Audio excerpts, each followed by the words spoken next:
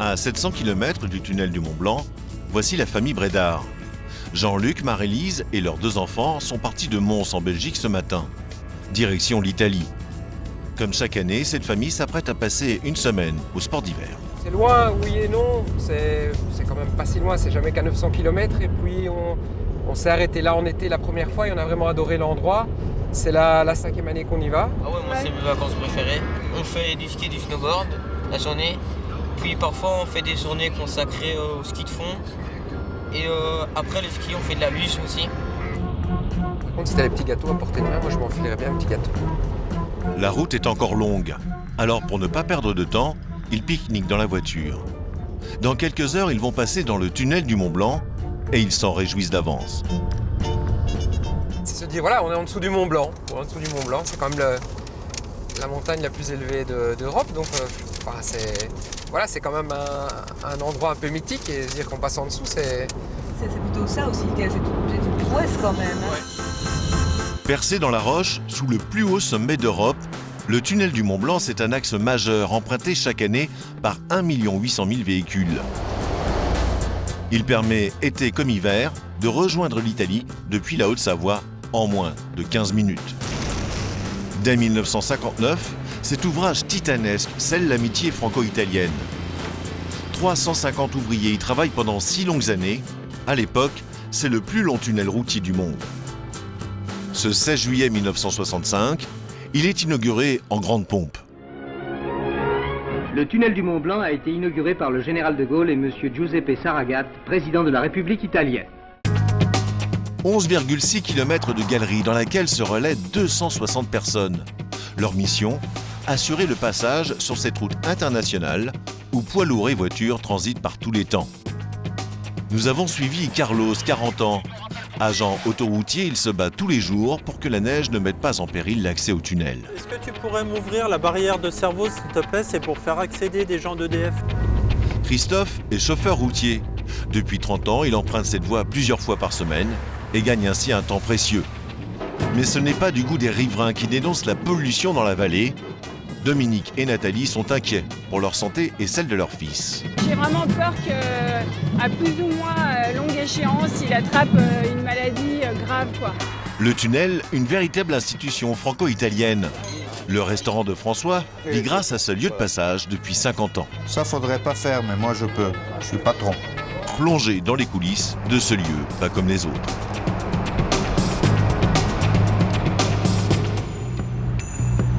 Chaque jour, 5000 véhicules empruntent le souterrain. Pour y accéder, le seul moyen, c'est cette route. Un axe stratégique.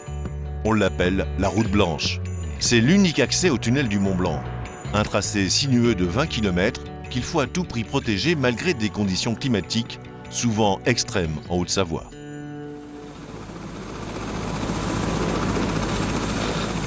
C'est la mission de Carlos, 40 ans. Plusieurs fois dans l'hiver, son travail le conduit sur le massif du Mont-Blanc. Une zone à fort risque d'avalanche, située juste au-dessus de l'entrée du tunnel. C'est depuis ces flancs de montagne que la neige pourrait dévaler jusqu'à la route blanche et bloquer l'accès au tunnel. Carlos doit surveiller la zone. L'observation sur les couloirs, savoir si quelque chose est parti. Bon, la creuse, ça n'a pas bougé, hein. Tu as vu, il y a une trace de skieur qui a traversé toute la pente. Ouais, et rien n'a bougé.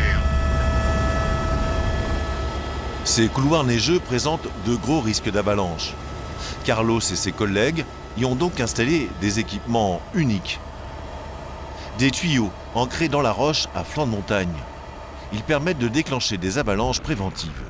Une fois sur place, Carlos ne se lasse jamais de ce spectacle unique. C'est un super beau bureau là. Le cadre déjà il est exceptionnel et puis ça nous change beaucoup de notre métier de la route, quoi. Donc c'est vrai que là, au pied des montagnes, on est quand même privilégié, quoi. Dans les prochaines 24 heures, de grosses chutes de neige sont annoncées. Pour s'y préparer, Carlos doit vérifier la batterie du système. Mais encore faut-il pouvoir y accéder. C'est les joies de la maintenance de l'hiver. Donc bon, faut un petit peu de neige pour accéder jusqu'au site de réparation. Donc on a un petit peu jusqu'au genou, quoi. L'avalanche est provoquée par une explosion de liquide gazeux stocké dans cette cabane. Tout fonctionne. Et ça tombe bien car il ne faut pas traîner. Il faut qu'on fasse relativement rapidement parce que là, au niveau météo, on pourrait rester coincé donc sur le site. Donc ce sera ennuyeux pour passer la nuit là, c'est pas bien rigolo. Donc on va faire au plus vite et l'hélicoptère viendra nous récupérer avant que ça se rebouche. Le manteau neigeux reste sous haute surveillance, car on attend de nombreux vacanciers en ce début de congé scolaire. Pendant ce temps-là, à l'entrée du tunnel, Bonjour. ces touristes bretons en vacances dans la région ont rendez-vous avec Erika pour une visite plutôt originale. Je vous propose de rentrer dans la salle, on est un peu plus au chaud, et on va commencer par là. Ok. Peu de personnes le savent, mais toutes les semaines, le tunnel du Mont Blanc ouvre ses portes aux visiteurs, comme un musée. Pour Annie et Daniel, qui l'ont déjà traversé une dizaine de fois, c'est une façon de se rassurer. Je suis dans la même équipe que toi. Je trouve que c'est toujours intéressant de savoir dans quelles conditions de sécurité on traverse le tunnel. Ok, on peut y aller. Il est interdit d'entrer dans le tunnel à pied. On va rentrer dans les navettes ou quoi? Nos Bretons remontent donc dans le minibus. Ah, et alors, on va s'arrêter au 21 avec les 2 navettes. Direction les entrailles de la montagne et ses secrets. Pour découvrir les coulisses du tunnel, nos Bretons vont devoir se faufiler Je vous donne l'ok pour sortir. entre 2 camions.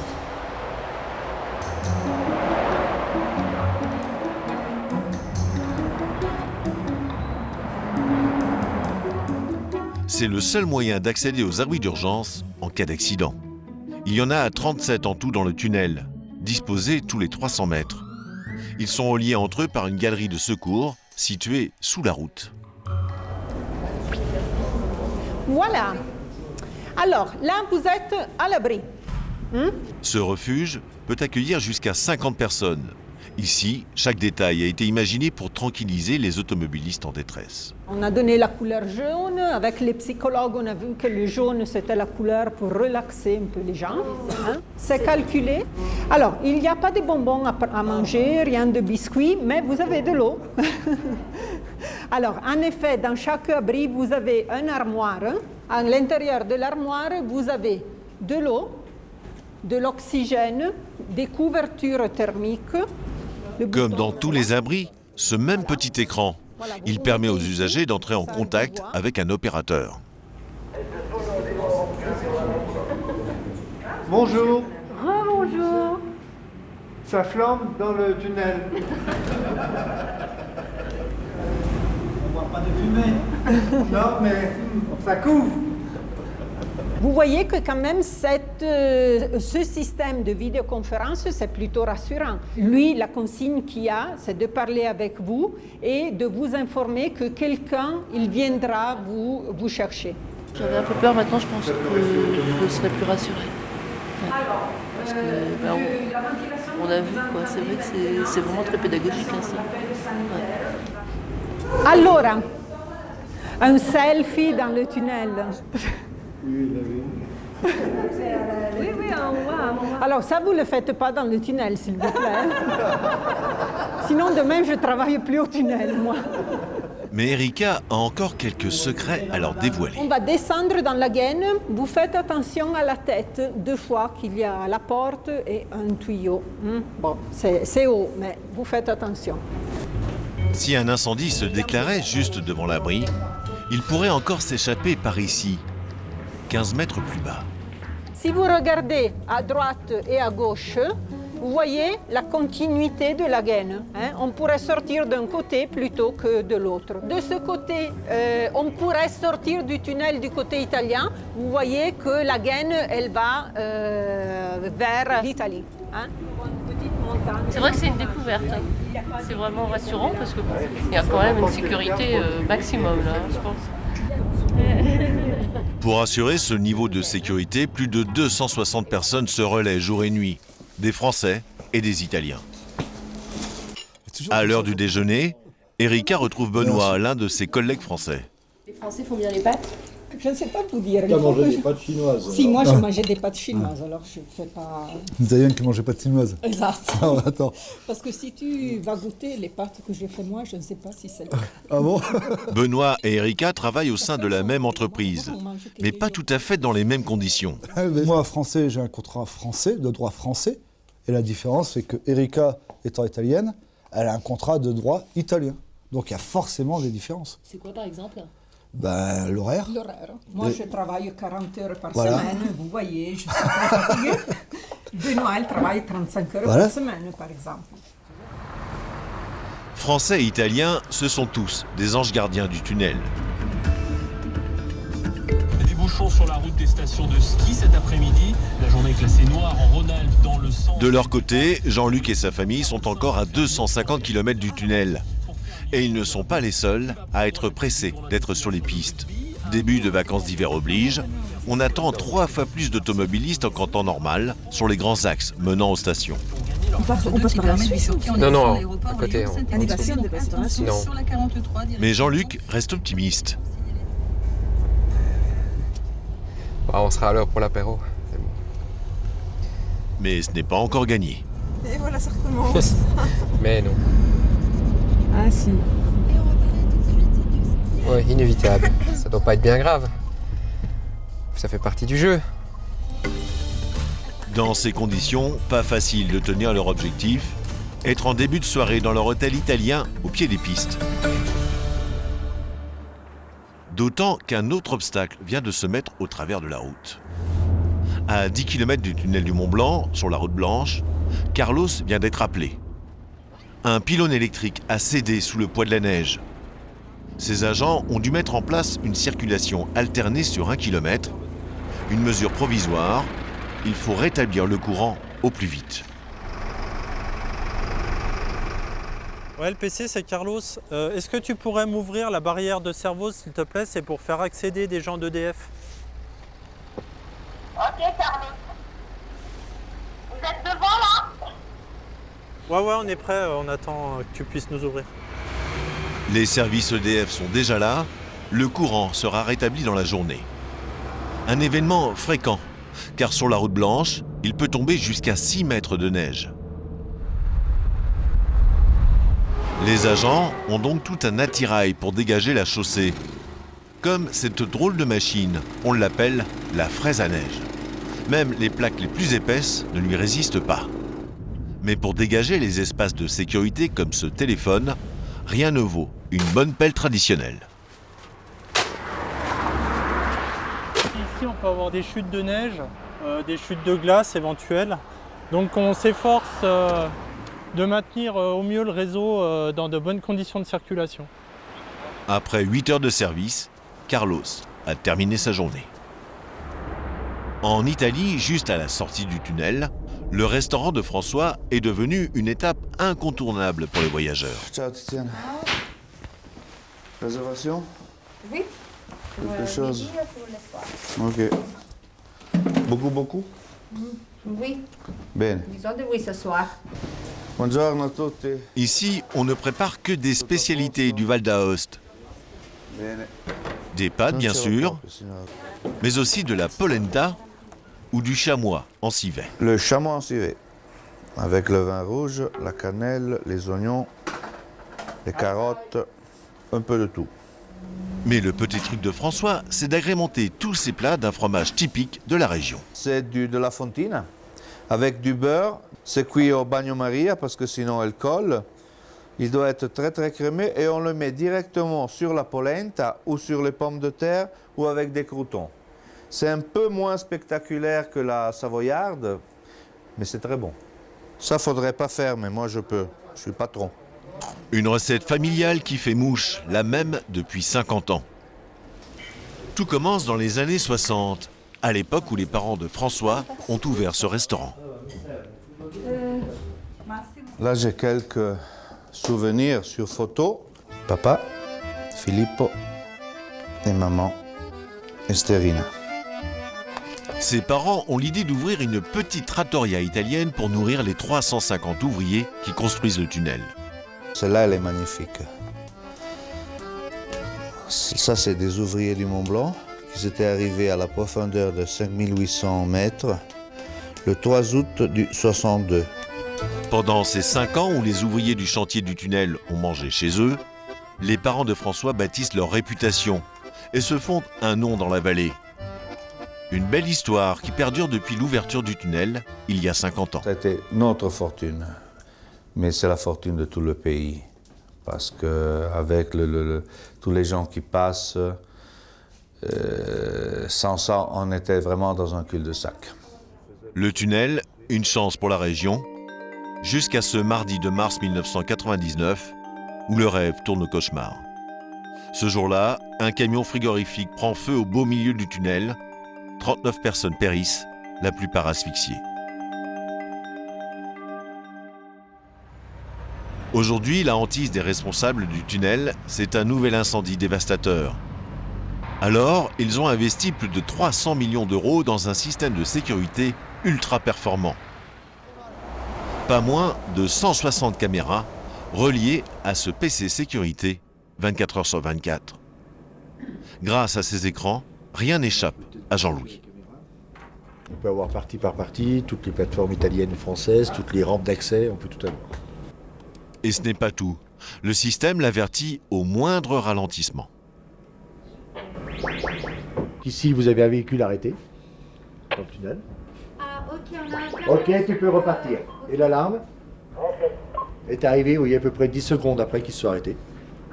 Automatiquement, ce qui est des écrans qui étaient éteints, comme ceci, nous ont fait remonter l'alarme directement. Jean-Louis et sa collègue ne se contentent pas de surveiller le trafic. D'ici, ils peuvent aussi commander ces drôles de machines.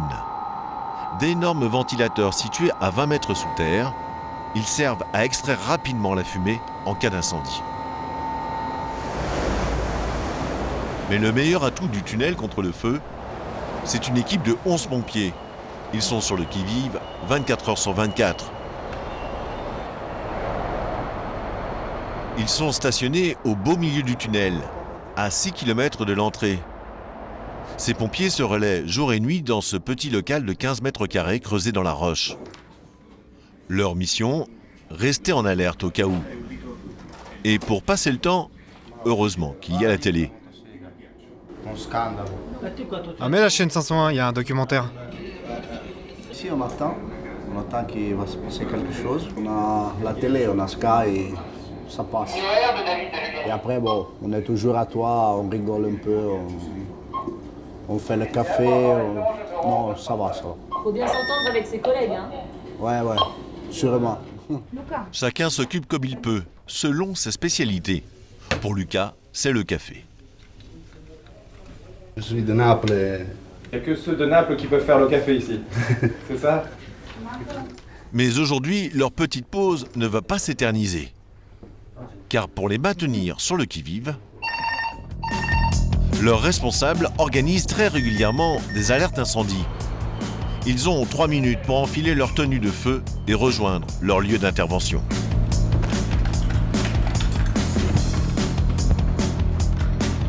Pour ne pas interrompre la circulation dans le tunnel, l'exercice se déroule sur la plateforme, à l'extérieur, où une voiture a été volontairement incendiée.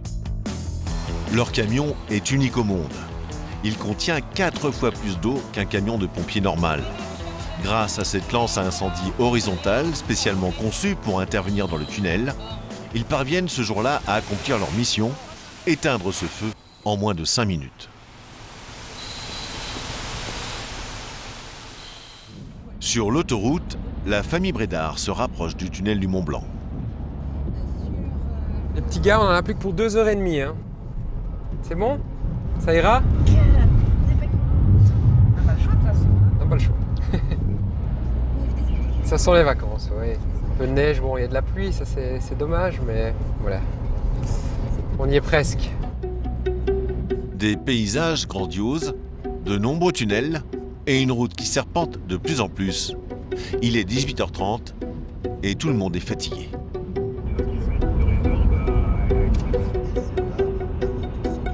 Parce que j'en ai marre. Ouf, on va trop tôt. Hein. Grâce au tunnel, ils vont gagner près de 2 heures de trajet. 1 heure, il reste encore après. Le GPS dit 1 heure. Ouais, une petite, allez. S'il fallait faire le tour, ça serait beaucoup plus long. Et là, je crois que c'est après presque 900 km, c'est assez. Bonjour, un aller-retour s'il vous plaît. Oui, c'est parfait. Merci à vous. Au revoir.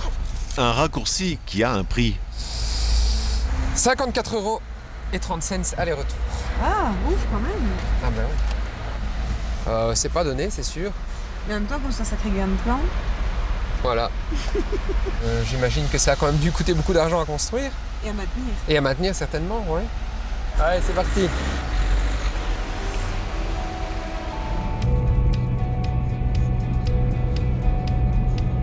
On ne se rend pas compte qu'on est en dessous du Mont Blanc finalement. On le sait, mais voilà. C'est quand même super impressionnant. Enfin, on passe pas tous les jours sous le Mont Blanc, donc voilà. Mes oreilles se bougent quand même. Les brédards, comme tous les usagers du tunnel, ont reçu un formulaire qui leur demande d'allumer leur radio où un message est automatiquement diffusé sur toutes les fréquences. Au tunnel du Mont Blanc, l'interdistance obligatoire est de 150 mètres. Respectez les limitations de vitesse. La radio du tunnel énonce toutes les consignes de sécurité à respecter, et ce dans plusieurs langues. Du coup, c'est vrai que ça... Oui, ça oui. met un peu de pression, hein. Ça met un peu de pression, allez, on va dire ça. C'est vrai que pour se sauver de ça, s'il y a un incendie, on est peut-être un peu mal, mais bon. On imagine bien qu'en cas d'accident, il faut... pour intervenir, ça doit être quand même relativement compliqué. Voilà l'explication du prix, sans doute. En tout cas, en grosse partie, s'il y a un service à ce point-là. Et à la sortie du tunnel, une petite surprise les attend. La neige est au rendez-vous. Wow, excellent, hein. C'est un bel accueil. Quand on le disait que c'était bien de passer de l'autre côté du Mont Blanc. Après 45 minutes de route dans les lacets de la montagne italienne, la famille arrive enfin à destination, le village de Gogne.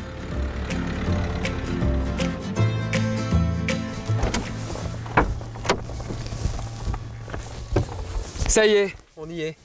Avec la neige, ça c'est quand même pas désagréable. Demain les pistes. Au même moment, dans le restaurant de François, c'est le coup de feu. De nombreux automobilistes ont choisi de s'y arrêter après avoir passé le tunnel. Attention, n'oubliez pas les enfants, c'est important les enfants. Il faut servir les enfants d'abord, ensuite les adultes. Bonjour messieurs, dames, vous connaissez un peu le système de la maison. Si vous avez une grande faim, il y a le menu tradition. Il faut être entraîné, hein.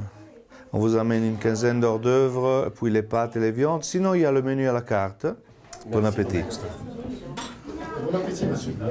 Cette famille, en vacances à Chamonix, est venue spécialement en Italie pour fêter l'anniversaire de Théo Tim, le fils de la famille.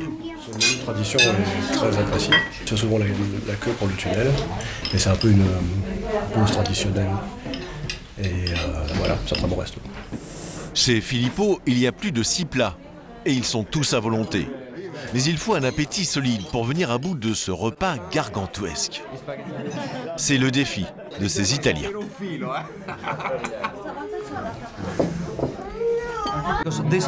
C'est un concours que l'on fait entre nous. De tout manger ? De tout manger, c'est un défi, ouais. Alors que la soirée bat son plein, dans son chalet près de Chamonix, Carlos, l'agent d'autoroute qui protège la route blanche, est lui aussi en train de dîner. Mais il va devoir repartir au travail. L'hiver, il peut être mobilisé jusqu'à 48 heures par semaine. Agent autoroutier, un métier dangereux qui compte plus d'une quinzaine de blessés par an et parfois des morts. Nathalie, sa femme, en a bien conscience. Je dors moins bien. Je suis plus stressée parce que je sais qu'il est dehors, que toute la nuit c'est pas évident, il faut déjà tenir le coup. Puis bon, c'est quand même des métiers dangereux quand même, hein.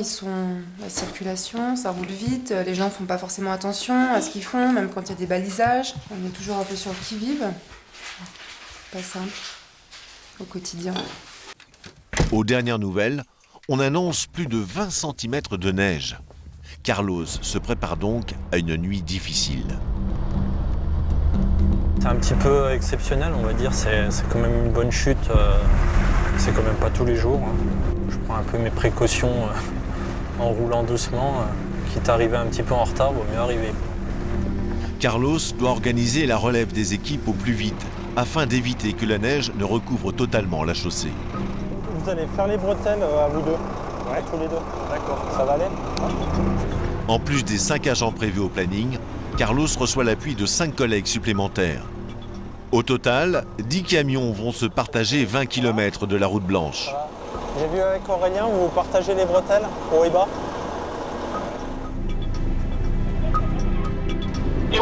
En direct d'une carte de neige. Carlos suit les chasse-neige pour contrôler le déneigement. Mais malgré leurs efforts, il constate que ses équipes ont bien du mal à lutter contre la neige. Ça fait à peu près 10 minutes, un quart d'heure que les camions sont passés et vu l'intensité de la chute de neige, c'est déjà tout blanc là. Il y a des périodes où la nature est un peu plus forte que nous et on met tout en œuvre de toute façon pour pallier à ça, mais il y a des fois où on se retrouve bloqué, quoi. Mais Carlos est déjà appelé sur une autre urgence. Un arbre est tombé sur la chaussée et s'il n'est pas dégagé rapidement, il peut provoquer un accident dramatique et ainsi bloquer l'accès au tunnel. T'as une paire de gants supplémentaires, je vais te donner la main. Donc on va le tronçonner, on va le mettre sur le côté et puis on traitera un petit peu plus propre dans les jours qui viennent. Tiens, coupe le bout là.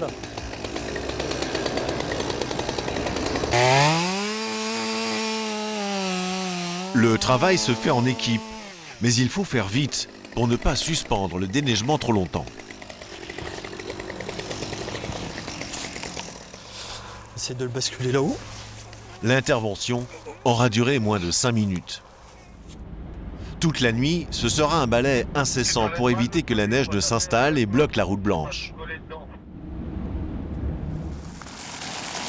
Carlos n'a pas fini son service. Une lourde responsabilité pèse sur ses épaules. C'est bon Lionel, t'es tout branché? Ouais, t'es tout branché. Il a tellement neigé qu'au petit matin, il est appelé pour déclencher un tir d'avalanche préventif. C'est d'un simple clic que Carlos va piloter l'opération. Pas de dynamite ni de tenue de protection, mais un ordinateur relié par satellite au dispositif installé sur la montagne. On vous dira quand le dernier véhicule sort. Quand tout le monde est à l'abri, Carlos. Ouais. Dehors, les gendarmes bloquent l'accès au tunnel à plus de 3 km de la zone de tir. Aucun véhicule ne doit se trouver sur la route au moment du déclenchement. Carlos est prêt. Comment? L'avalanche va être déclenchée. Ouais, c'est parti le tir. C'est parti. Ouais, écoutez. On l'a vu la flamme? Ok. On a entendu là. On a entendu. À distance, Carlos vérifie que l'opération a bien fonctionné. L'avalanche préventive est un succès. C'est bien pris pour la trémie. Après 3 quarts d'heure d'intervention, la circulation peut reprendre. Il est 7 heures. Pour Carlos, c'est enfin la fin de la permanence.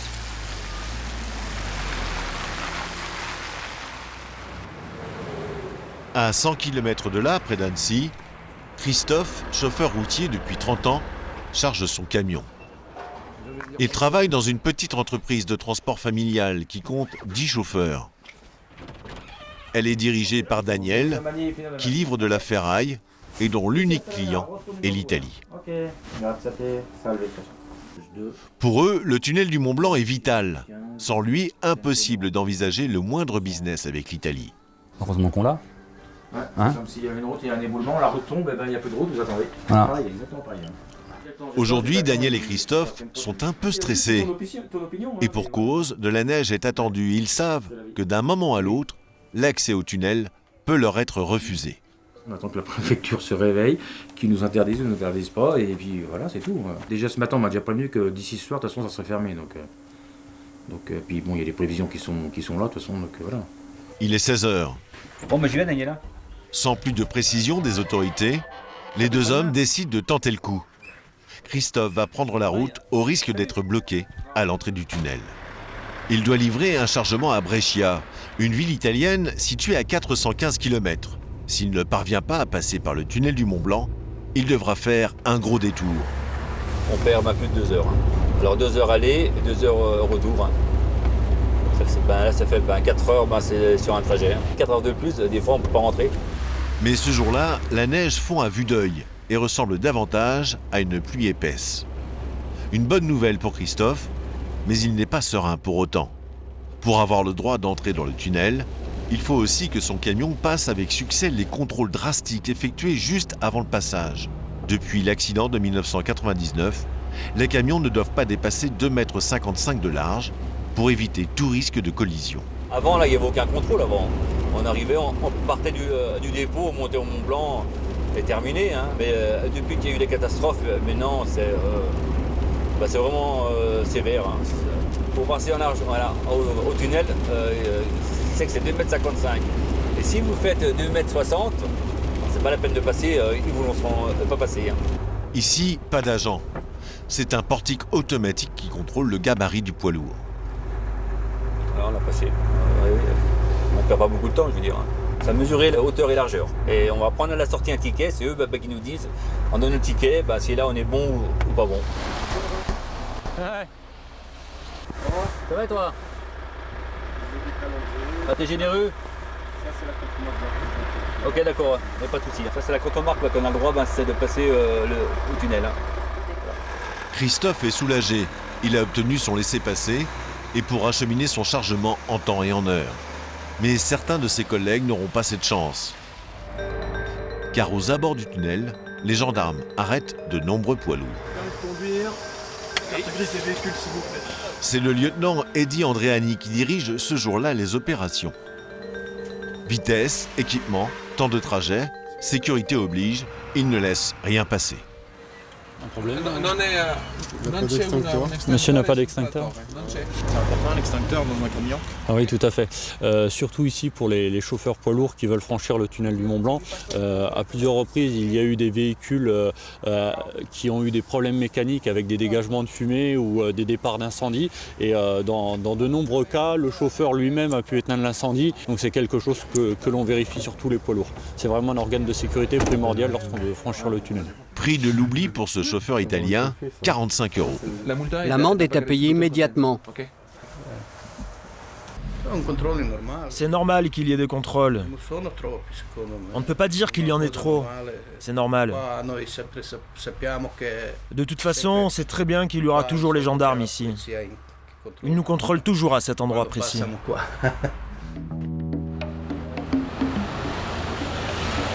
Malgré les contrôles très fréquents, passer le tunnel du Mont Blanc reste la voie royale pour les camions en route vers l'Italie.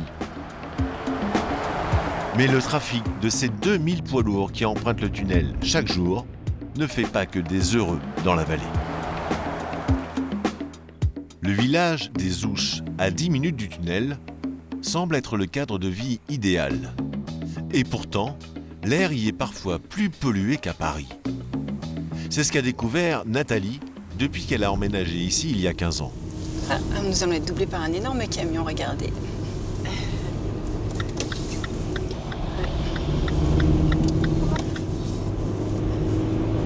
Il y a beaucoup de gasoil et beaucoup de particules fines qui se déposent et que nous respirons malheureusement, quoi.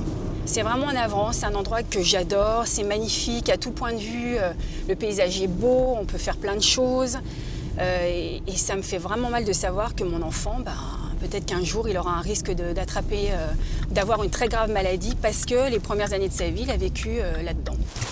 Il est 16 h, Nathalie va chercher son fils Tom à l'école. Salut mon loulou! Chaque jour, elle lui pose une drôle de question. T'es allé à la récré aujourd'hui quand même? Ah bon. Bonne nouvelle. Ouais. Parce qu'il y a des jours où ils n'ont pas récré, alors c'est ça? Ouais, c'est ça. Aussi incroyable que cela puisse paraître, parfois la qualité de l'air est si mauvaise que les enfants doivent rester confinés à l'intérieur de leur école. Quand le pic de pollution n'est pas trop fort, en fait, ils les font sortir. Quand tout d'un coup ça s'envenime, ils les font rentrer. Enfin, c'est assez hallucinant quand même quand on voit où on habite. Ouais. Voilà, on vit ici, on voit ça, mais eux doivent rester enfermés parce que c'est pas sain pour leurs petits poumons. Selon les médecins, il y aurait 30% de consultations d'enfants en plus lors des pics de pollution. On est parti. Cela commence à sérieusement inquiéter Nathalie et son mari Dominique. Le dernier épisode a duré plus d'une semaine. En cause, un phénomène climatique propre à la vallée.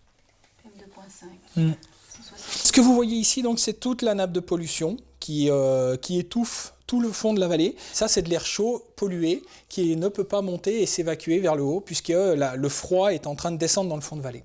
On retrouve bien le pic de pollution ici avec le fond de vallée en marron, donc là qui correspond à l'air le plus mauvais, le plus dangereux que vous puissiez respirer.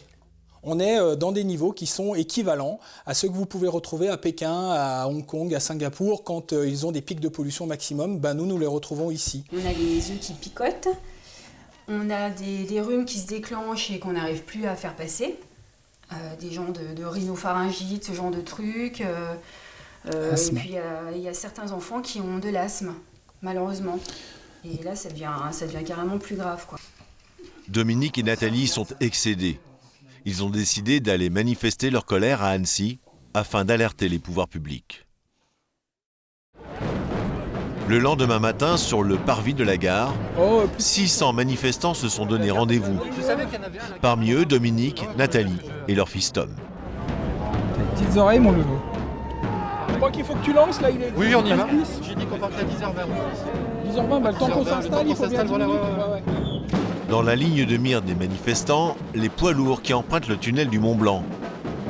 Ils réclament que le fret se fasse plutôt par le train. Pour eux, c'est le seul moyen de lutter contre la pollution de leur vallée. C'est une des principales sources de pollution de la vallée de Chamonix. On comprend que ça soit une nécessité économique, mais aujourd'hui, avec les alternatives qui existent, on ne comprend pas qu'elles ne soient pas mises en place. Et on ne peut pas dire que ça n'est pas une source de pollution importante, car elle représente une des principales sources de pollution. Selon eux, chaque année, 60 personnes décéderaient des conséquences de cette pollution dans la région. Donc on va s'allonger devant la préfecture, devant les grilles de la préfecture. 60 personnes, donc rapprochez-vous. Fais voir ton sac pour... Si les choses ne bougent pas, Dominique et Nathalie sont prêts à adopter une solution radicale. C'est vrai que, pour moi, pour l'instant, je vois pas trop à long terme. L'avenir est ailleurs. Pour nous, l'avenir est ailleurs. La maison est en vente et l'avenir est ailleurs. Et le jour où la maison, si un jour un acquéreur se présentait, eh bien à ce moment-là, on irait reconstruire une autre vie. Voilà. Et notre critère principal, ça serait un environnement sain. Une vallée polluée que certains riverains envisagent de quitter. Pour la famille Brédard, c'est le moment de chausser ski ou snowboard et d'aller tester la neige. Ce premier jour des vacances, ils l'attendent depuis presque un an. Mais il faut tout d'abord reprendre quelques réflexes. La première descente est toujours un peu... Mais après ça va aller.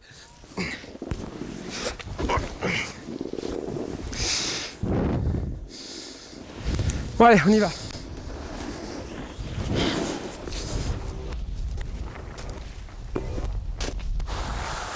Alors, première sensation?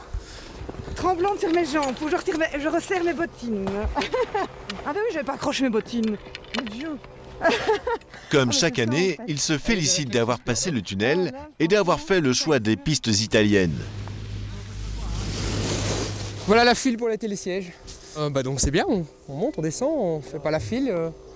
Si on a envie de faire une pause, on fait plutôt une pause assis au soleil plutôt que dans les files du télésiège, ce qui est quand même vachement plus agréable. Je pense que s'il n'y avait pas le tunnel du Mont-Blanc, on remettrait en question le fait de venir ici.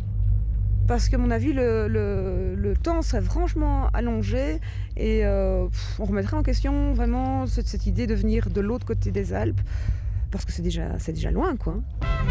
Comme cette famille, de plus en plus de passionnés de glisse de toute l'Europe choisissent de skier dans les Alpes italiennes.